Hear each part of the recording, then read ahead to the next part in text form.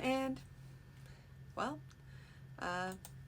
another night, another chapter. And tonight we're going to be going into chapter 13 of The Sword and the Rose. This is the second manuscript that I've been reading, and theoretically, marking up for editing, because the actual editing doesn't come while I'm talking to you, thankfully. It happens after I've stumbled over all these words here. So, without further ado, I bring you chapter 13. The following morning, when the chief steward came to the Baron's chamber for what had become the customary daily meeting, Gwausor had a question for him. "Ralno, how is the Lady Brynjan maintained?" "Through the barony funds, my lord. She has naught else." "Not? Not even through her late husband?" "No, my lord. It was expected that the late Baron would have given him a holding as soon as one was free, but he died too soon. And after that the late Baron maintained her as the mother of his heir. You might, of course, dismiss her to her father, but Patvin might well demand the return of the dowry." "Father's boots, Ralno. Did you think I found her a terrible expense?" "Not truly, my lord, but it did seem the direction in which your questions were leading." Gwausor gave him a look. "Well, you may assume that I hold no grudge the Lady Brynjan her living." "Yes, my lord." The blacksmith's wife and her friend settled into their chairs against the wall in the sunshine. "I suppose you heard about Velda. The Baron and the Lady Brynjan gonna be riding together? And not just once in a while, neither, but near every day." Velda's position in the castle brought her more of the inner gossip about and concerning the doings of the nobility. It was no surprise that she nodded at this, then carried it further. "Oh yes, Aldaith, that's been known for a time, that was. You remember as she was ever so angry when first she come in, and now he up and took young Jedel for a page, though she pleaded for him not to, and now she be riding with him.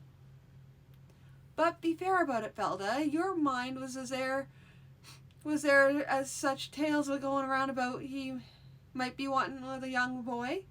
It's hardly been wondered that Lady Brynjan might be concerned over her son going to be a page for him." Velda nodded.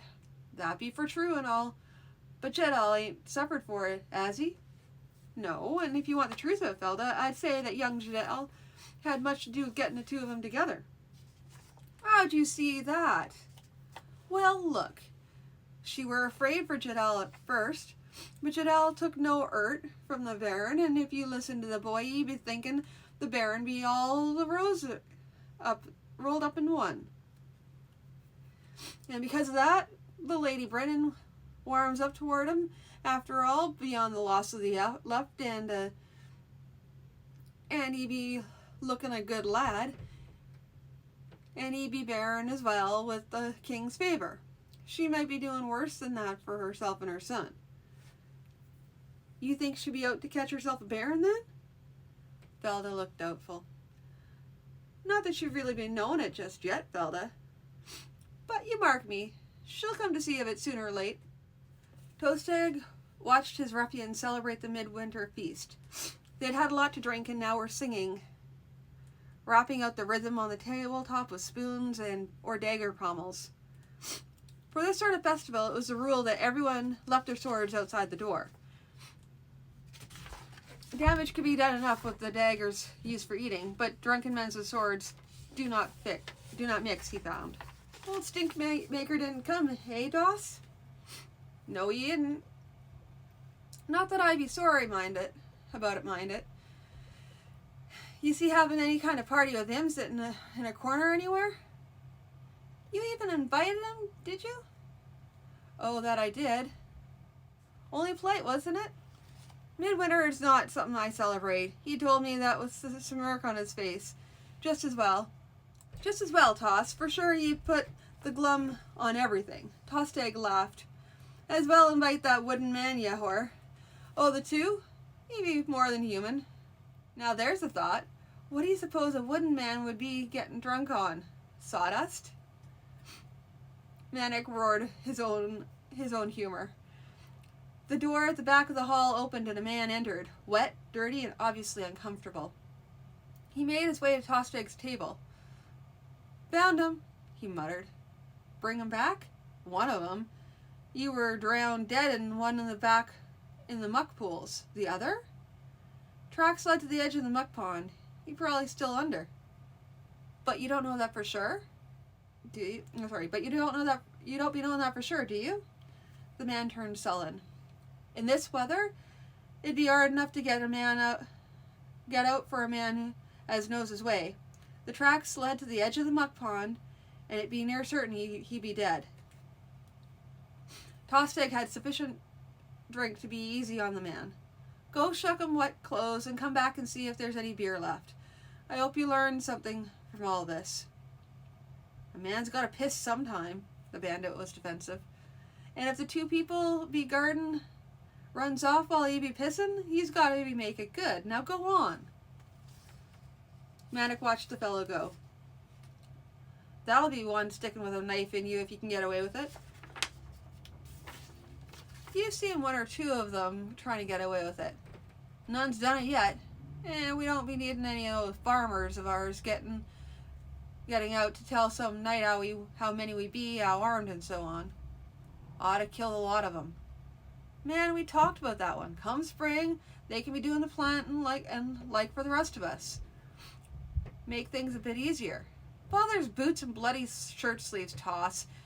Next, you be calling yourself Baron Tostig. Ease off a bit, will you, man? All I be doing is making us a little more comfortable. Any damn fool can be uncomfortable. Smart man's got the one figures out how to be less uncomfortable. The sounds of midwinter feast rang through the Grandel castle. Lights, candles, and torches were lit to welcome the sun back from his journey to the northern lands. Gwelsar looked around the hall again. Edek Da was not there. You wouldn't be comfortable, Lord, the Nomad said. Not for me, nor the people I'd be seated next. Best I just celebrate midwinter quietly by myself. The feast had been laid and eaten, and now the evening's entertainment was in full swing. There were acrobats, jugglers, players, and 2 mime troupes, though one of the latter was of indifferent quality. But the audience was not particularly critical. Warmed by the feelings of the season, torches and no little liquid refreshment, they roared with laughter, cheered and jeered at appropriate points. More than that, they opened their wallets and tossed coins, which the entertainers frequently caught and stowed without interruption to their act. Flute players, harpists, and the like had apprentices or hired boys to scramble for the coins while the master continued to play. You do know how to make a feast, Gwelsar, said Brynjan with a smile. It's those long, cold winter nights in the north, Brynjan. Sometime during their fall rides, they had come to first-name terms. One treasures, one feasts, and celebrations makes the most of them. One moment later, he was sitting bolt upright. Older ones have mercy. Listen to what that fool is singing. Or rather, do me the favor not to listen. The harper was now singing the fight at Gwilla's Hole, which had apparently become the storming of a mighty fortress. In the storming of this fortress, Gwelsar had cleared the ramparts, well nigh single-handed, braving swords, spears, arrows, and perhaps even clods of earth thrown in desperation at this terrible fighter. Brennan laughed merrily. What a hero you are, my Lord Baron. Such a shame, though, that you left no room for anyone else in your band to perform any acts of heroism. Father's boots and belt buckle. If that fool thinks I'm going to reward him handsomely for this piece of trash, he'd best think again. Perhaps you should be the one to think again, Gwelsar. He turned and looked at her. What do you mean? If you don't pay him well for his song, he'll pass the word to the other singers, and you know what the word will be. I made him out to be twice the hero that Laneric Crookthumb was in all the tales, and he wasn't satisfied. So every singer, harper, and teller of tales who comes through will think that he has to embellish his tales the more to try to please you. Roast if I walk, broiled if I fly, then? Well, I'm going to have to talk to Ralno and see what he lets. See that he lets it be known that that Baron Gwalsor Grandal does not like to have his exploits overblown. She chuckled. But think of how fearful your enemies will be when they hear what a hero you are. Merely threaten to unsheathe that mighty sword of yours, and they will be rushing to fling themselves at your feet to beg for mercy. Ha! I've thought of revenge, though. I'll pay this fellow well to go sing his song to Baron Wardick.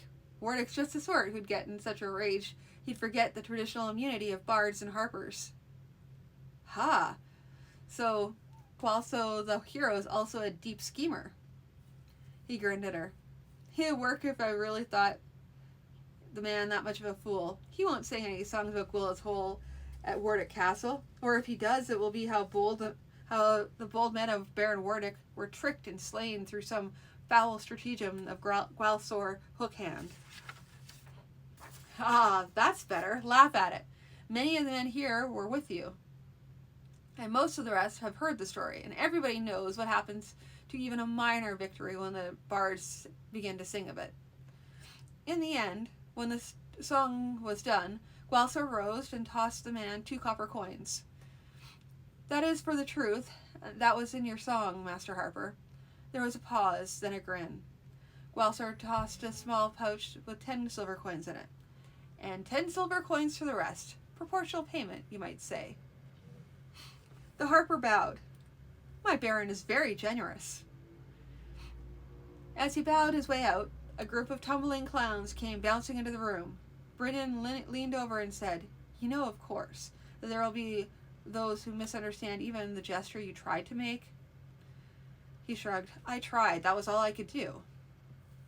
At last, several of those with less hard heads had staggered off or had been carried off by their servants, and Brynn said to Gwalsor, It's late, and I should be back at my chambers. Would you escort me, Gwalsor? Gwalsor looked around. Several pages had attended in order to bear torches for people to return to their lodgings, but most of these had fallen asleep some time ago. Even Jadel, who had striven valiantly against sleep, sat slumped against the wall. Can you not come with me? Surely the hero of Gwila's hole is able to do as he wishes. He grinned again. Why, certainly. And if any giants, trolls, or goblins accost us, I'll simply remind them who I am, and they'll flee in terror. He took one of the torches and carried it in his right hand as they walked to her quarters. He noted with a little amusement that the guards who followed him seemed to have had an opportunity to do more than sniff at an ale mug that night. Midwinter feast, let them enjoy it as well as they can. He didn't bother to look too closely in the shadows, but he was fairly certain that Melga, still more sober than anyone present, was following after them. He stuck the torch on the tip of his hook in order to have his right hand free to open the door. They stepped through the door. They stepped into the antechamber, and she opened the inner door. Come inside, Gwalsor. He stepped forward, then stopped. But my lady. She took the torch from his hook, set it in on a sconce, wrapped her arms around him, and kissed him. My lady, this is... Don't be a loony. Don't you think they've been talking about it since we've started riding together? And it's not as if I have a virginity to protect. Or do you have some strange secret vice that'd be better off not knowing? By which time it was easier to stop talking altogether. So that was a little bit of a shorter one tonight, but not too bad. Getting a little more, interesting. At any rate, I will talk to you all tomorrow, and you guys have a good night.